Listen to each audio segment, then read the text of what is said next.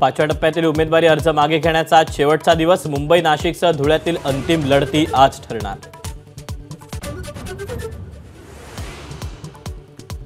उत्तर महाराष्ट्रात उमेदवारी अर्ज मागे घेण्याचा आजचा शेवटचा दिवस। दिंडोरीत जेपी गावित आणि नाशिकमध्ये शांतिगिरी महाराज माघार घेणार का, याकडे सगळ्यांचं लक्ष।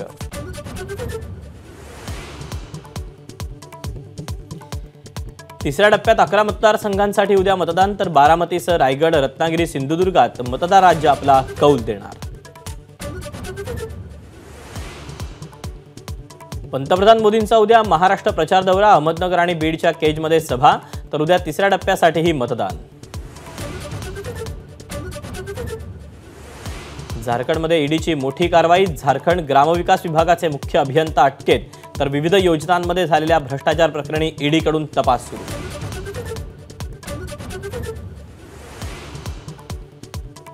अमेठीत काँग्रेस कार्यालयाबाहेर गाड्यांची तोडफोड, अनेक जण जखमी। भाजप कार्यकर्त्यांनी गाड्यांची तोडफोड केल्याचा काँग्रेसचा आरोप।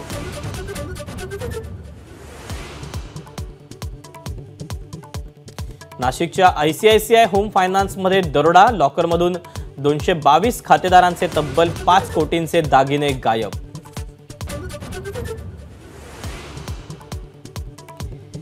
केंद्र सरकारचा मोठा निर्णय। 5 लाख मेट्रिक टन कांदा खरेदी करण्याचा निर्णय। नाशिक, गुजरातसह हरियाणामध्ये खरेदी करणार केंद्र।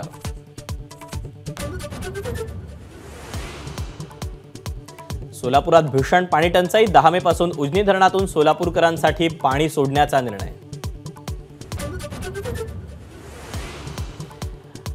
आयसीएसईच्या 10वी-12वी परीक्षेचा निकाल सकाळी 11 वाजता विद्यार्थ्यांना संकेतस्थळावर पाहता येणार।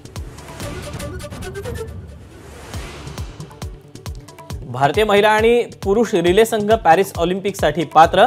जागतिक ॲथलेटिक्स रिले स्पर्धेत पुरुष आणि महिला संघाचा दुसरा क्रमांक।